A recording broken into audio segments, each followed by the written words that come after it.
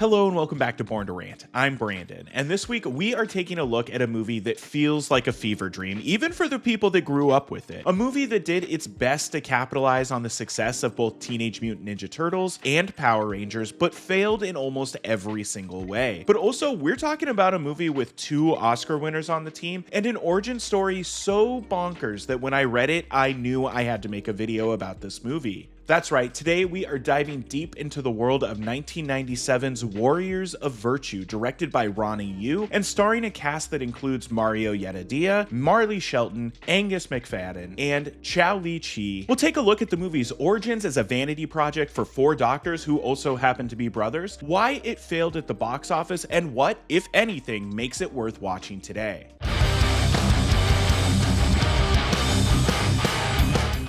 Now, I had never seen this movie until just a couple of days ago. It's come up in comments on other videos and posts I've made, and when I read the concept for this movie, I was immediately so intrigued. I mean, anthropomorphic kangaroos that do kung fu? That sounds like the exact kind of insane 90s movie that was made for me to talk about. And even the trailer feels like an absolute fever dream. I feel like I've definitely seen this trailer before on some tapes I owned as a kid, but I really can't remember which ones. If you remember seeing this trailer on VHS as a kid and can remember the movie it was on, let me know in the comments. It's driving me nuts. But anyway, the trailer for this movie rocks. I think that my favorite part is the fact that they're using the score from Stargate, which is a score that I do absolutely love. Bye-bye. I can't leave them.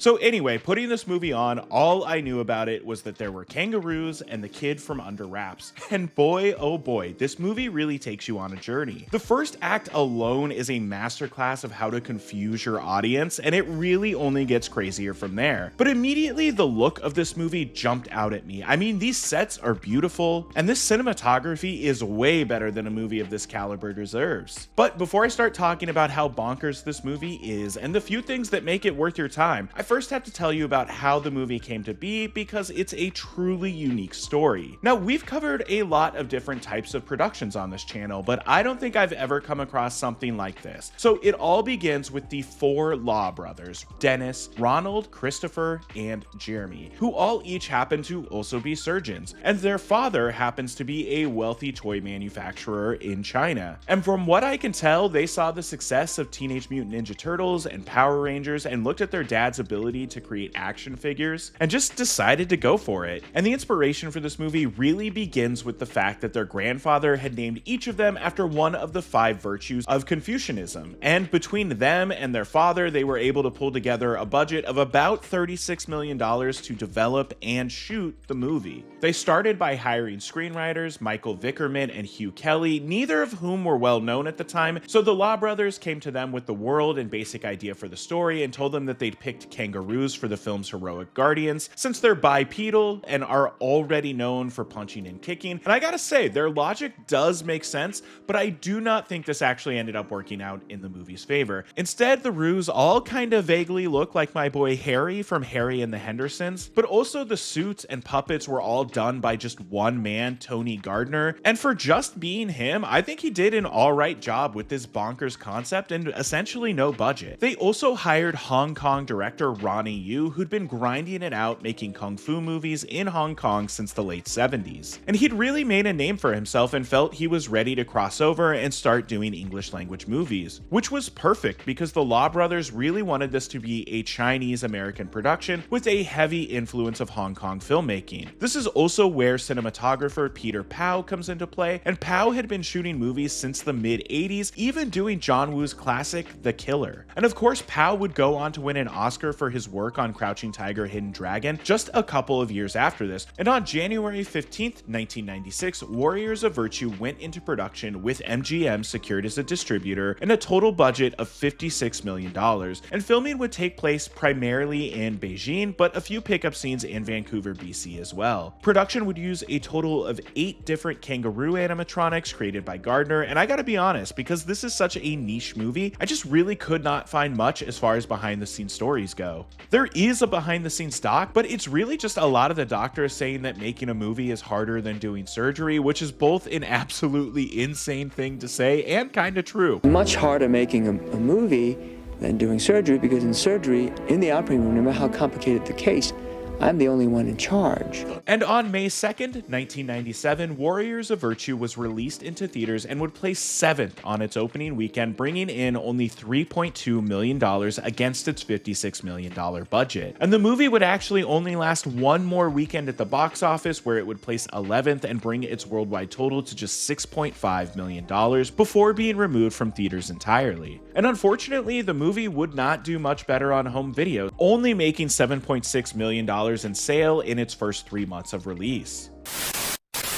Apologies for the interruption, but I wanted to just jump in and ask that if you're enjoying this video so far, that you take a moment to like the video or subscribe to the channel. Born to Rant is a completely independent channel, and I use absolutely no AI in the making of my videos. And if that means anything to you at all, your support would mean the world. And with all of that out of the way, let's take a look at Warriors of Virtue and what makes it worth your time today.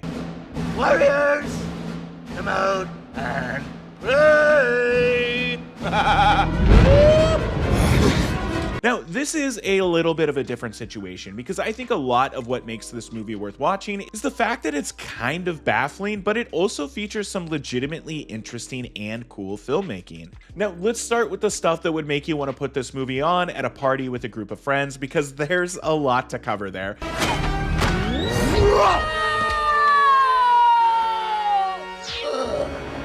I mean, the movie kicks off in an insane manner. Like, when we meet our main character, Ryan, he's quite literally reading comics and sitting on the toilet. And then we cut to this insane scene of Dennis Dunn doing kung fu while cooking, and we have absolutely no context for what is going on until a few scenes later, when Ryan's mom, shout out to Dr. Fraser from SG1 by the way, she gives him some money to go pick up food from Ming's, and the editing for the opening of this movie is so baffling in the order in which it gives us information. Like, I didn't even realize that Ryan being in a leg brace and having a limp was a plot point until after Brad says, "Too bad you can't play ball.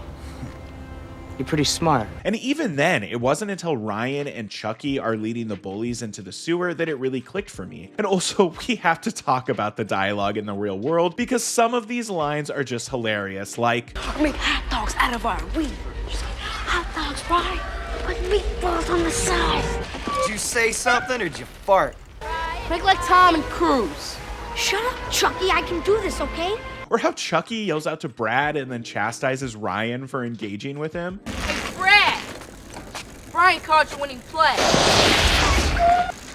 Hey, you got a death wish, man? And even the setup for the adventure that we go on is pure chaos. Ryan is trying to cross this rail over water to prove he's brave to this crybaby jerk, and he gets hit by a wave of incoming water from the spillway, and he falls into a swirling vat of sewer water. And my favorite part is that when he comes back to the real world, he's just back holding the spray paint can, not even on the rail, and it makes absolutely no sense. Okay, let's talk about the world of Tau, our fantastical world that we spend a majority of the movie in. First of all, I like how they all keep calling Ryan a newcomer, but there's never really an explanation on what that means. Were all these people in Tau once newcomers? Do newcomers come with any sort of frequency? Also, shout out to the man from another place, aka Michael J. Anderson, showing up in this movie. And once we get into the fantastical world of Tau, Ryan's leg is no longer in a brace and is working perfectly. And I like how the first thing he does is pretend to play football, but given his character's obsession with comics and kung fu, why wouldn't they have him doing stupid spin kicks and stuff instead? We're then quickly introduced to Marley Shelton as Elysia, and I love her pure ham-fisted exposition. Komodo began mining the life spring for a mineral called zubrium.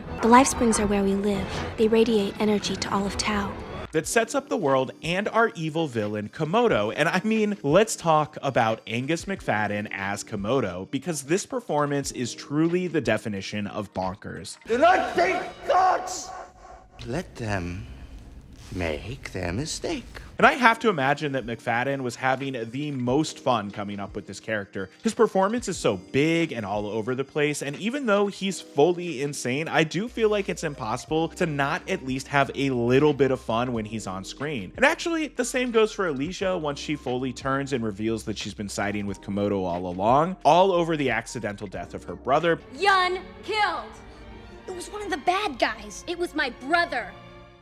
But anyway, after we learn about Tao and Komodo, we then go over to Master Chung, played by Chow Li-Chi, so we can get all of the exposition we need about the warriors of virtue, and he breaks down each of the 5 warriors, and I love that each warrior has a name, an element they control, and a virtue they live by. So that means for these 5 anthropomorphic kangaroos, we have a total of 15 pieces of information to keep straight: name, power, and virtue. And this is one of those things that I have to imagine if a more seasoned screenwriter had tackled the script for this movie, this could have been easily fixed. I just don't think you need to have 5 warriors. I'd go with 4, and each of their names somehow reflect the virtue they represent. So that means the total amount of information we need to keep straight about the ruse is essentially cut in half. Honestly, I gave up trying to keep the warriors straight almost immediately. The only one who really stands out to me is the metal guy that doesn't talk much. And this might sound kind of strange, but I really just don't have much to say about the ruse overall. I think that they don't actually add much to the movie, and I feel like a big part of this is that none of them seem to have strong personalities, or personalities that stick with you in any way. Honestly, if anything, they kind of feel like a distraction. Like, I actually think this movie would have been better off if you either narrow the ruse down to 4, or scrap them entirely, and instead make this more of a straightforward hero's journey fantasy story where Ryan has to learn to rely on his wits and not his leg that he's excited to be able to use now.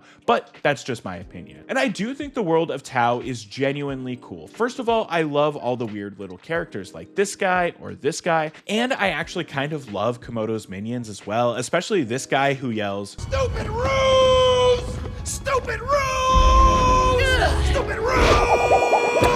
And man, if I had a nickel for every time Lee Ehrenberg yelled a 2-word catchphrase as he's defeated, I'd have 2 nickels, which isn't a lot, but it's weird that it's happened twice. My machines! Whose machines? My machines! And okay, let's talk about the actual craft of filmmaking that went into this movie, because I think there is some genuinely great stuff here. First of all, Eugenio Zanetti is one of the best production designers of all time. Like, he did What Dreams May Come, for crying out loud. He also did The Haunting, which is not a good movie, but it does look incredible, and he even won an Oscar for his work on 1995's Restoration. And the production design found in Warriors of Virtue is just so much better than this movie deserves. Everything in Tao feels so grand, and even though it's all clearly shot on a soundstage, it just kind of has that 80s fantasy element to it that just feels like a warm blanket to me. I have to imagine that he was taking a lot of inspiration from the Henson Company movies of the 80s, like Labyrinth or Dark Crystal, but I could definitely be wrong. And then there's also Peter Pau's cinematography, which just is rich and beautiful to look at, and I really found myself thinking about Crouching Tiger a lot while watching this movie, and I had no idea that Pau worked on both until afterward when I started digging into research. And even though I do love the cinematography in this movie, I do think that Pau relies just a little too heavily on the Hong Kong slow-mo style throughout this movie. I swear, towards the end of this movie, there's like a 30-minute section where it's entirely slow-mo, and I legitimately thought there was something wrong with the movie for a minute. And I do want to give some credit to director Ronny Yu, because I think a lot about what doesn't work in this movie is not necessarily his fault. I think 99% of why this movie doesn't work has to do with the script and the story it's trying to tell. And this was Yu's first English language movie, and look, I know people might scoff at this, but I do actually think his other 2 English language movies, Bride of Chucky and Freddy vs. Jason, are masterpieces of pure schlock, but that's a story for a different video. So almost 30 years later, what is the legacy of Warriors of Virtue? Well, as someone that's an absolute outsider to this fandom, it feels like a movie that had I seen it like 7 or 8 years old, I probably would have been obsessed with. But watching it as an adult that runs a YouTube channel talking about movies, I found myself just fully fascinated by it in every way, because again, I do think there are lots of nuggets of a great movie to be found here. It just never quite comes together the way that I think the Law Brothers imagined it would. But let me know in the comments, is this a movie you grew up with? What are some other Teenage Mutant Ninja Turtles or Power Rangers knockoffs I should look at? Did you ever see the straight-to-DVD sequel? How is it? If you've made it this far into the video, thank you for watching, and as always, a very special thank you to my supporters over on Patreon and my channel members here on YouTube. You all truly keep this channel running. Please don't forget to like and subscribe, it really helps me out, and that's going to do it for Born to Rant this week. Okay, thank you, bye-bye.